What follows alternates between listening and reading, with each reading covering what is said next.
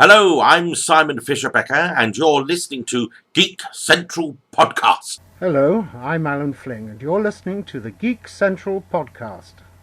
Hi, I'm Vanessa Marshall, voice of Mary Jane Watson in The Spectacular Spider-Man, and you're listening to the Geek Central Podcast. Hello and welcome to the Geek Central Podcast episode 2. Today I'm joined by my co-host Harley. So how are you today? I'm fine. How are you today, Johnny? Yeah, I'm fine as well. So today we're joined by our special guest, Mr. Simon Fisher-Becker. How are you today? Hello, everybody. Yes, I'm a bit hot and sweaty, but apart from that, I'm absolutely fine. Yeah, the weather's been really, really warm over here as well. Yeah, it's absolutely glorious, but I could do with a nice long cold drink. Yeah, me too. So for all you listening, Simon played Dorian Moldavar in Doctor Who, and he also played the Fat Friar in Harry Potter. So my first question for you is, where's my script? Sorry, I'm just trying to get this up. Right, you've done a lot of interviews for podcasts. Do you listen to podcasts yourself? Yes, I listen to as much as I can, really, which is not always easy because I have to catch up on other things as well. But yes, I just sort of flick around. I wouldn't say I'm a follower of any one podcast. I just sort of dip in and out. Yeah, that's what I do as well. Yeah, I just became a fan of podcasts, so I thought I'd just start my own. Seemed like a lot of fun. It's all good fun to do as well. I quite enjoy it. Yeah. Yeah. So you played Dorian in Doctor Who. What was it like on the set of Doctor Who? To be honest, it was at first very nerve-wracking because, as many fans already know, I am a fan of Doctor Who. So having been offered a part in Doctor Who, I was very excited. But when it came to it, I was very nervous as well. But everybody was absolutely delightful. So I was able to settle down and just watch, observe. But I was always very, very cautious as well. But that's what happens when you get a bit nervous. But it was absolute fun. So, what was it like working with Matt Smith and Karen Gillan? Well, I didn't really get to work with Karen that much. We weren't really in that many scenes together. But off set, Karen was her usual jolly, bouncy, like Tig herself, and lovely. Matt Smith, generous, entertaining, absolute delight. A bit wacky in his own way, but I absolutely love working with him. He was very kind as well, and we talked a lot about football. Okay. There. How much fun would you say it was working on Doctor Who? Well, I mean, it was fun in the sense that I didn't actually think I was working. I learnt my lines. I knew what I had to do. It was actually quite fun watching the technical crew, right from the cameraman and the sound people to watching those dressing the set. It was. I was a kid in a playbox, really. How would you describe Dorian as a person? Dubious, in one word.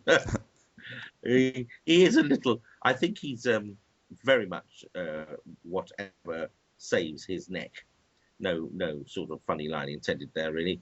I think deep down he probably is a decent chap, but he works in an environment with dodgy dealers and things, and so he can get caught up on the darker side of things. Doing whatever he can to survive down there, I guess. Yeah, doing whatever he can to survive. And it would be interesting, wouldn't it, to know whether, in fact, he would turn against the Doctor if he needed to. Yeah, I think he probably would. I'd like to think that he would sort of double deal. That he would look as if he was turning against the Doctor, where in fact he'd always planned it with the Doctor in the first place. That's what I think. Can you relate to Dorian in any way? Any traits or to see him or anything? What can I relate with Dorian? Yes, I can. The Wi-Fi down here is excellent. Yes, I can actually. In that my personal history, I've had to deal with all sorts of different people, some of whom are quite duplicitous, and I've had to learn to sidestep that, or at least control. What do they call it? Um, they to fallout, try and control whatever fallout might happen by the actions of others who are a little underhanded. And I'm actually quite good at dealing with that because I am a bit of a diplomat, or so I'm told. So that's what I identify. And of course, I identify with Dorian because we both fit the frog. Moving on from Doctor Who, you're also in Harry Potter as the Fat Friar. How did that role come about? Well, it was very exciting at the time because it was the first Harry Potter film that was being made. So there was all the media speculation, hype, and excitement. And I, along with 3 other people, were cast as the ghosts of the houses of Hogwarts. And so we got to do all sorts of things. We were interviewed by various magazines, went on the radio, and we actually were contracted for the first 4 films. And the idea was that most of the stuff we would do would be generic, so we could just be flown into whatever scene they wanted us to be seen in. And also we filmed specific scenes like the Death Day party. But as everybody knows, it all ended up on the cutting room floor, and hardly anything was used. And in fact, I'm very lucky. I got about 5 or 6 seconds, I think. And I joke about it now because I now say and confirm that my name is in the film longer than I am in the film. The credits, my name in the credits rolling up on the screen is in the film longer than I am. But that's showbiz, as they say. Whether or not the other work that we did will appear in some future box set, I have no idea. Hopefully it will. That would be nice to see. How long did it take to film the scene in which you were the Fat Friar? So how long did it take me to film which scene? The Fat Friar scene. What, the bit that's seen in the film? Yeah. Yeah. Yeah, that was just an afternoon, and what it was, the costume was very heavy, and also I couldn't sit in it. So if I wanted to rest, they gave me a lean-to board. But when it came to film this specific scene, to make it look as if I'm coming out the floor, they put me upside down on a seesaw-type bench. So I was hanging up, at 45 degrees with my head down at first, and then they swung it up, and I had to just sort of swing up holding the jug. And so we did that over the course of an afternoon. Are you a fan of the Harry Potter books? Yes, but I have to admit that I was rather slow getting to them.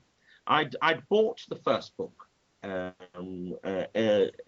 the immediate concept of Harry Potter, I will admit, didn't grab me. And I was in a bookshop, and they had this sort of buy 3 books for the price of 2 thing. And I'd got the 2 books I wanted. And as I turned the corner, there was this one single copy of the first Harry Potter book. So I took it and I thought, oh, well, I'll have this as my free book and see what all the fuss is about, is what I said. And then, to be honest, I sort of forgot about it until I got the call to say that I was to be seen to be the Fat Friar of Hufflepuff House. Fortunately, a good friend of mine was a Harry Potter fan, so I called her up, explained what was what. She was not only able to tell me who the Fat Friar was, but was able to tell me what page he first appeared in the book and what and which paragraph. So I was able to read that overnight. So when I went to the first interview, and I was asked, "Have you read the Harry Potter book?" I said, "I know exactly who the Fat Friar is," and it went on from there. And I had to have 3 more interviews before I was offered the job. Aside from acting on screen, you also did stage work. Which would you say you prefer? Well, I think like everybody else who started out on stage, will always say that stage is their preference. But to be honest, now I'm 52. I'm quite happy. My favourite job is the next job that is offered. I like all the mediums, to be honest. But stage work is extra special because you've got a live audience there, and you can feel whether they're enjoying you or not. Whereas with TV and film, you have to wait for the project to come out before you actually get any real feedback. Is it more nerve-wracking doing work on stage or on screen? It's all nerve-wracking, but it's different nerves. On stage, it's nerve-wracking because you know that once you start, you can't stop. You just have to keep going. In film and television, it's more nerve-wracking because although people accept that people might forget their lines or bump into the furniture or whatever, your actual personal pride doesn't want to do that. And you want to be able to sort of do it in one take. And also, particularly with television, there's less chance of rehearsal. So the nerve is that you just have to get it right. And being a technical medium, particularly if you're working with a multi-camera setup, not only have you got to try and remember your lines, but you've got to remember where you are, hit your mark. But also, if there's more than one camera, make sure that you're not you're physically not in the way of what one of the other cameras might be looking at. Yeah, and also the Doctor Who 50th anniversary is coming up in November. Will you be watching it? I definitely will be watching it, yes. Have you got any expectations for it? I'm absolutely certain that it will be fabulous. Yeah, I really hope it is. But I'm not going to try and speculate or anything. I'm just going to let it sit back, let it unfold, and enjoy whatever comes along. Yeah, and also the 10th Doctor's returning, so he's had a lot of fans, so it'll probably be a really good episode. Yeah. It'll be just. I hope the other Doctors get some sort of outing as well, but I don't know. I haven't been involved with it. Yeah. And on that note, talking about Doctors, who do you think will be playing the next Doctor? I don't know, and I'm not going to speculate. Being a fan, I'm one of the fans that I'm just waiting for the page to turn and then be surprised. I mean, there have been precedents because there's been people saying, "Oh, they heard that it's not somebody who's famous," whereas Peter Davison was a very well-known actor, particularly on television before he took up the Doctor. So that precedent is gone. Then some people say, "Oh, it shouldn't be anybody who's already been in Doctor Who," and yet Colin Baker was in an episode, was in a story of Doctor Who before he became the Doctor. So those precedents are gone and have been set. So anything could happen. On a personal basis, I'd quite like the Doctor to be slightly older, but whatever comes along, because at the moment he's getting younger and younger and younger, and if we're not careful, we'll soon be seeing Doctor Who the embryo. So yeah, there's also been speculation of a female Doctor. What would you think about that? I think it would be an excellent idea because a female has been considered in the past. I was working with Frances de la Tour recently, and she was seriously considered when at the time they chose Sylvester McCoy.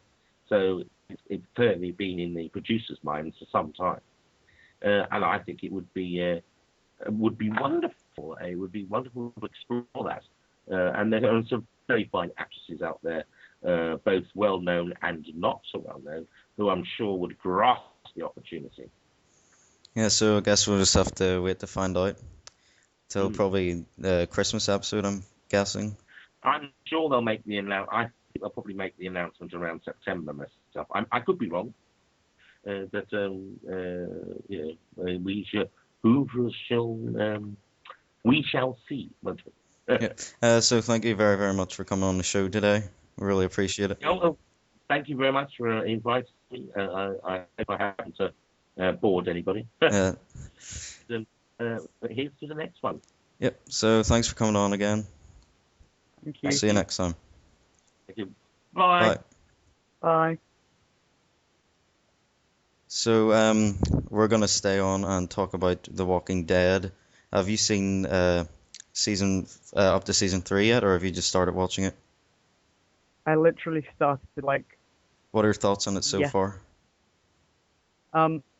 It's really good. It's not really what I expected it to be.